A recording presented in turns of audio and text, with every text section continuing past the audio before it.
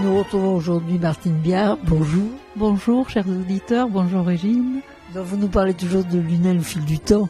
Et si je me souviens bien, la dernière fois, vous nous aviez parlé plus de la vie culturelle, de la vie aussi tout court avec les prisons, un peu les séquelles des guerres de religion avec l'emprisonnement des protestants et des risques sanitaires que faisaient courir les épidémies. Mais je pense qu'on pourrait peut-être redémarrer cette année sur un risque aussi qui est bien réel à Lunel, c'est celui de la proximité du Vidourle, qui est un fleuve capricieux. Oui, alors en fait, on a à la fois au XXe siècle à craindre les vidourlades, et comme pendant des siècles d'ailleurs, auparavant. Et puis il y a eu les deux guerres mondiales qui ont quand même beaucoup aussi sapé le moral des Lunellois. Alors les vidourlades, c'est un phénomène qu'on appelle le phénomène cévenol. C'est des crues qui sont saisonnières et qui font parler du fleuve Vidourle d'une façon très très négative. Oui, parce que je crois, enfin si on observe, elles sont brutales et rapides. Voilà, c'est un phénomène qui est troublant parce que les pluies sont torrentielles. Ensuite, ça grossit les affluents de ce fameux Vidourle qui, en temps normal, est un fleuve tout à fait paisible. Et au moment donc où tout ça déferle dans la plaine, eh bien, ça emporte tout. Alors, il y a les inondations célèbres de Sommières, par exemple. Et puis après, nous, comme on vient juste après, eh bien, il y a eu des vidourlades donc qui ont été redoutables jusqu'à ce que on endigue tout le cours du fleuve, mais il y a eu des crues quand même séculaires redoutables, au point que je me souviens moi d'en avoir entendu parler dans le dictionnaire de 1907, le Larousse de mon grand-père, où déjà les vidourlades étaient évoquées avant même que moi, bien entendu, je n'arrive à Lunel, puisque c'était quand j'étais petite. Voilà. En 1907, la première fois on en a parlé, et la dernière grande vidourlade, ça a été en 2002, je crois. Oui, 2002, et puis après il y a eu aussi à Marcillargues des crues importantes, enfin une inondation qui a été qui a fait redouter le pire et puis qui a fait beaucoup de dégâts aussi. Donc depuis, on essaie évidemment en ce début du XXIe siècle de prévenir les vidourlades en entretenant bien entendu les cours. Le cours d'eau, et puis ensuite grâce aux travaux de digues qui ont été d'endiguement qui ont été mis en place. Alors après évidemment ces crues ne faisait pas que tout emporter. Elle laissait aussi quelquefois des terres fertiles. Et donc c'était un peu comme, si vous voulez, le Nil. Il y avait aussi des terres très fertiles à Lunel. Et c'est ce qui explique que justement ça a toujours été un territoire très maraîcher, avec aussi des vergers, avec également des vignobles importants, puisque à la fois nous avons des crus qui sont célèbres sur les coteaux, et puis après nous avons aussi tous les vins doux, et en particulier le fameux muscat de Lunel, qui est très très connu et très apprécié depuis très longtemps. Alors sur le sujet, il y a quelqu'un qui s'est penché là-dessus, qui s'appelle Alain Laborieux, et je vous recommande de lire son livre justement, qui fait la part belle à tous les muscats du coin, puisque nous avons le muscat aussi de Mireval et le muscat de Frontignan ici dans la région. Voilà. Alors après, à nos auditeurs de goûter tout ça dans des endroits où on peut faire des dégustations, et de se demander lequel est le meilleur, parce que évidemment c'est ça qui est le plus important, de se demander finalement lequel a le meilleur arôme, lequel va être le plus agréable sur le plan gustatif. Mais chacun a sa particularité bien sûr et sa célébrité. Mais il ne faudrait pas oublier quand même qu'à Lunel aussi on a ce qu'on appelle le pacalo. Alors le pacalo, c'est le pastis, et évidemment, il ne faut pas qu'il soit calo, hein. Voilà, donc un pastis bien tassé. Il y avait également à Lunel des usines d'apéritifs et de digestifs, et en particulier si vous allez sur l'avenue Victor Hugo, justement, en allant vers la gare, vous verrez encore une maison avec l'inscription de Gemp Pernod, hein, pour montrer que justement il y avait des gens qui avaient pignon sur rue grâce à tous ces apéritifs.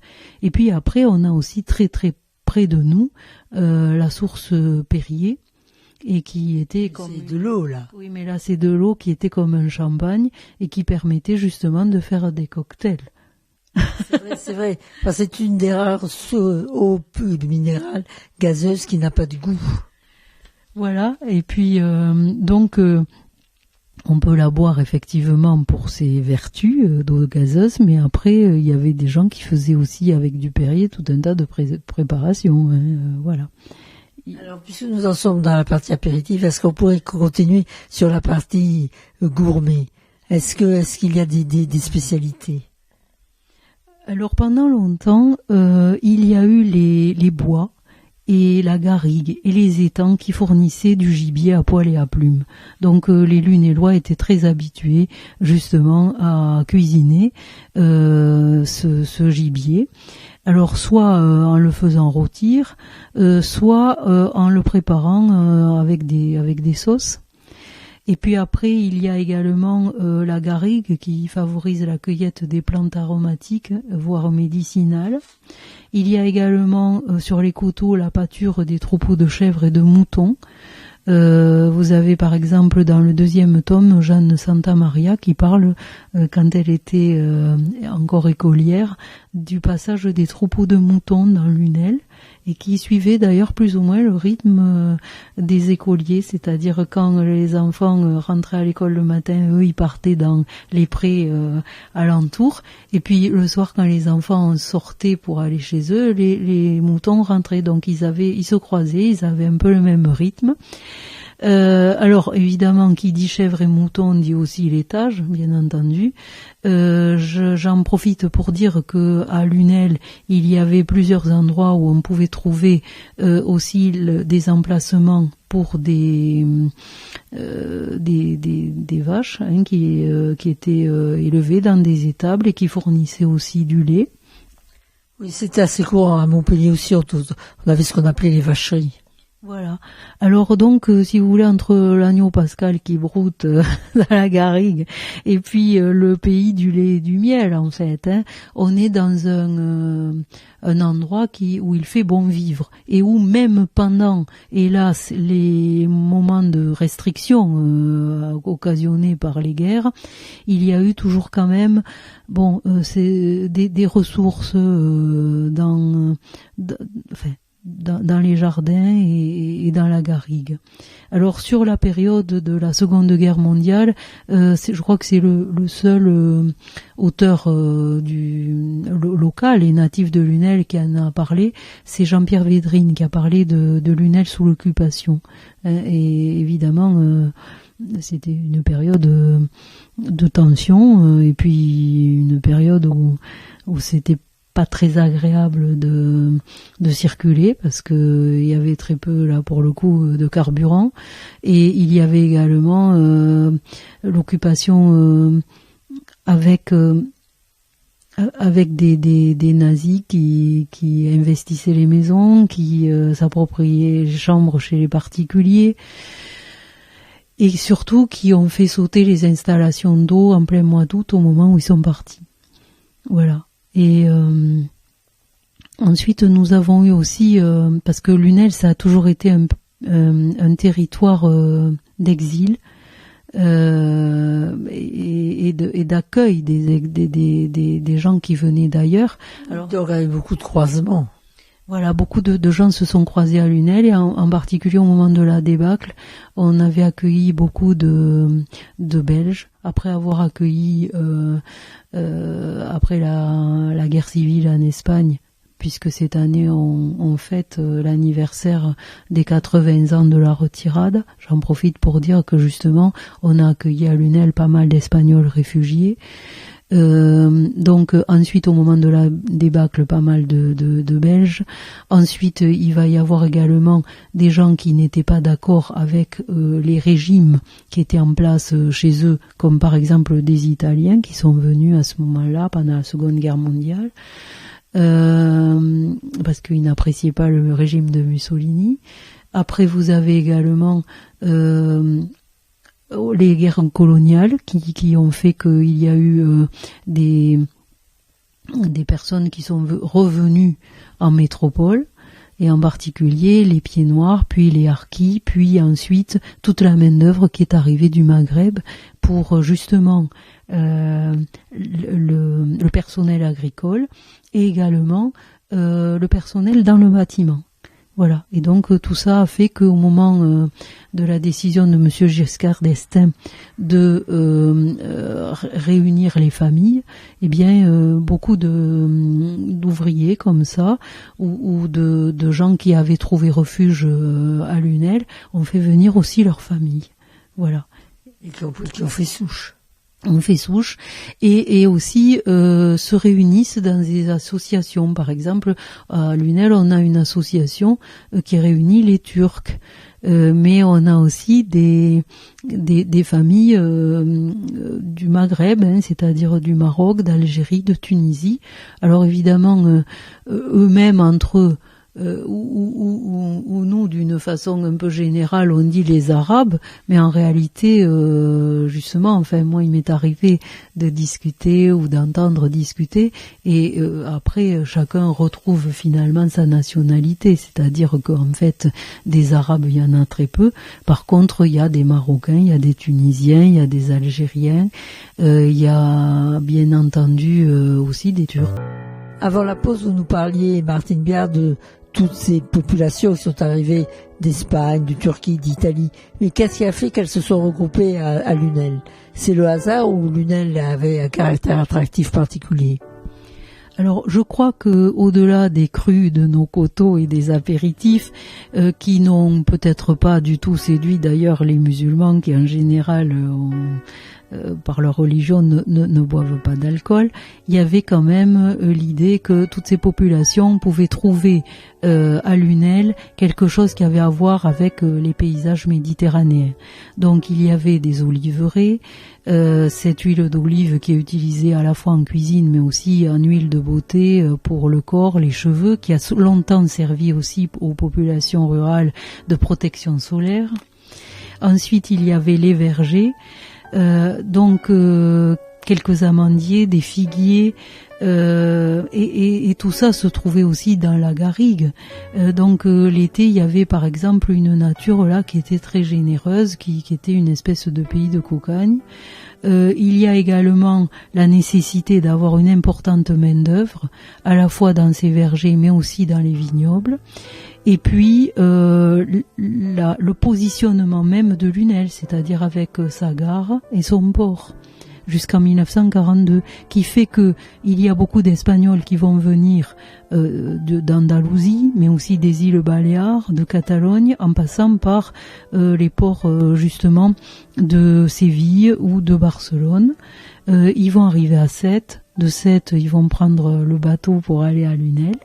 Et ensuite, il y a également le fait que la crise du phylloxéra a entraîné à un moment donné la mise en place du vin des sables, et que en même temps que l'on mettait en exploitation la Camargue, donc il y avait, avec les rizières, il y a eu la nécessité à la fois donc pour les vins des sables et également les rizières, la nécessité d'une abondante main-d'œuvre.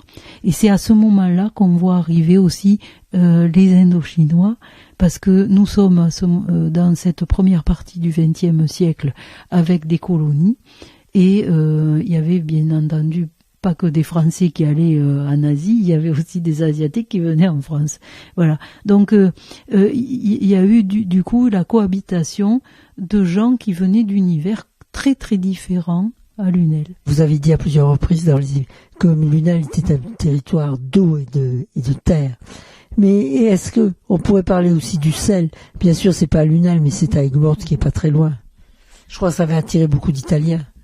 Oui, alors le sel avait attiré des Italiens, mais avant même les Italiens, il y avait aussi le fait que c'était l'or blanc, et que ce sel a longtemps transité par justement le port de Lunel depuis le Moyen Âge. Donc c'était un moyen de conserver les aliments avec les fameuses salaisons. Et puis c'était également une façon de faire des échanges, parce que quelquefois le sel remplaçait l'argent, remplaçait l'or.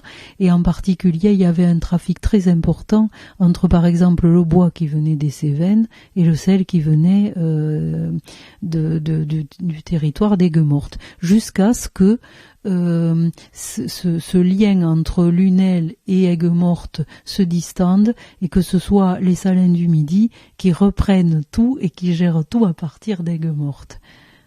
Voilà, alors on peut dire en quelque sorte que quand même Lunel a toujours été un carrefour, parce qu'on parle de culture, qu'on parle d'agriculture. Ça a toujours été un carrefour, y compris avec les régions voisines, parce que tout à l'heure je parlais des Cévennes avec le bois et le sel, mais il y avait également avec le Lauragais par exemple, le sud-ouest qui m'est cher, le commerce des céréales. Et à l'époque, avoir du blé, c'était être fortuné.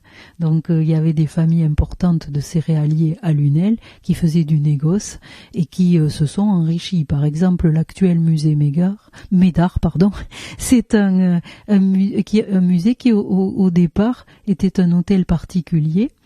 Et c'était la famille des Paulet qui était propriétaire de cet hôtel particulier et qui l'avait fait construire au XVIIIe siècle. Et c'était une famille qui justement était dans le négoce des céréales. Et ensuite c'est devenu la mairie, puis maintenant ensuite la bibliothèque municipale et maintenant le musée Médard. Vous parlez à l'instant du musée Médard, mais je crois que c'est aussi un peu un exemple de carrefour, puisque le fort Médard était soyeux, et que je crois que des faits libres aussi ont donné leur œuvre. Alors effectivement, on a toujours tendance à mettre en avant, et à juste titre, les livres de Louis Médard, puisque c'est un donateur généreux. Il a donné plus de 5000 ouvrages. Et surtout, il avait constitué cette bibliothèque pour la donner à Lunel. Et favoriser aussi l'instruction des Lunélois, puisque c'est avant tout dans le but de donner des lumières finalement aux jeunes Lunélois, puisque c'était son pays natal. Bon, mais il y a également un poète qui est très important à Lunel, et en particulier qui est natif de Lunel-Viel, puisqu'il est né en 1842 à Lunel-Viel et qu'il est mort en 1915, toujours dans la région. Et c'est lui qui a écrit par exemple dans les poésies languedociennes les Pescalunes. Et alors il y a comme ça tout un long poème d'Antoine Roux qui est dédié justement à l'histoire des Pescalunes. Il a contribué à enrichir la légende. Voilà. Alors, il y a beaucoup de choses qui ont été dites sur les Pescalunes. Il y a même une chanson du Pescalune. Il y a une statue du Pescalune à Lunel. Et puis, il y a aussi donc tout ce fond d'Antoine Roux qui était un fait libre, qui a écrit beaucoup de poèmes et donc qui s'est intéressé beaucoup aux Lunélois et à leur passé. Et à ce côté finalement très très lié à la légende du lieu.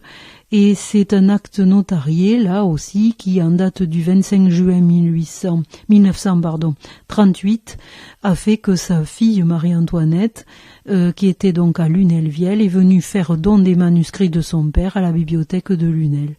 Et cette bibliothèque de Lunel, donc, dont je disais que elle est aujourd'hui le musée Médard. Voilà. Ce qui fait que là aussi, il y a tout un fond peut-être à explorer, à découvrir pour les chercheurs. Toutes ces traditions, toute cette vie dont vous parlez, c'est maintenu. Par exemple, si on parle des essences de la garrigue, de l'exploitation des arbres, est-ce que les Lunélois y sont toujours attachés? Alors, il y a évidemment de moins en moins de garrigues à Lunel, puisque il y a toute une politique immobilière et puis que c'est une ville quand même qui a plus de 26 000 habitants aujourd'hui.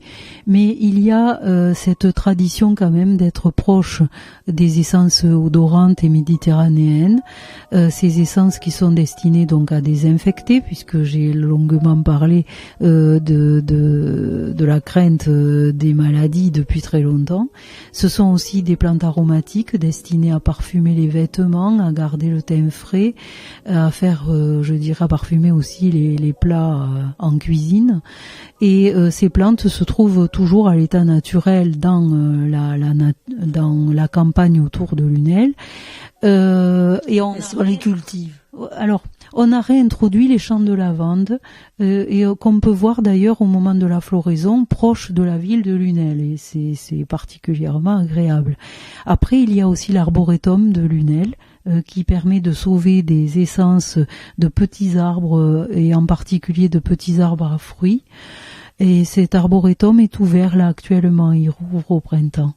Et puis après, il y a aussi cette idée qu'on trouve l'olivier, le figuier, l'amandier qui étaient déjà implantés là dans le Midi avant les Romains, lesquels Romains nous ont apporté la lavande, le thym et aussi l'ail goboulide, le cyprès, le châtaignier, et puis l'apport des croisés aussi qui revenant d'Orient ont apporté le pêcher et le prunier.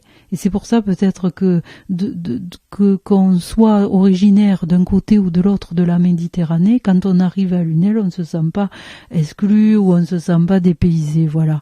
Et si on veut continuer la promenade après l'arboretum, on peut aussi aller au jardin du musée de la Romanité à Nîmes, que je recommande, parce que c'est un endroit à la fois porteur et puis très instructif. Voilà, ce jardin de la Romanité, donc du musée de la Romanité à Nîmes, qui se trouve en face des arènes. Et la prochaine fois, c'est promis, je vous parlerai des arènes de Lunel. Je vous remercie, Martine, de nous proposer de faire ces belles balades, que finalement, on en entend beaucoup parler dans le Midi, à Montpellier, mais qu'on connaît peu. Donc c'est de bonnes suggestions. J'espère que nos auditeurs vont les suivre. Merci beaucoup, Martine. Au revoir, et puis justement, quand vous allez sur le littoral, pensez à aller aussi un peu dans l'arrière-pays.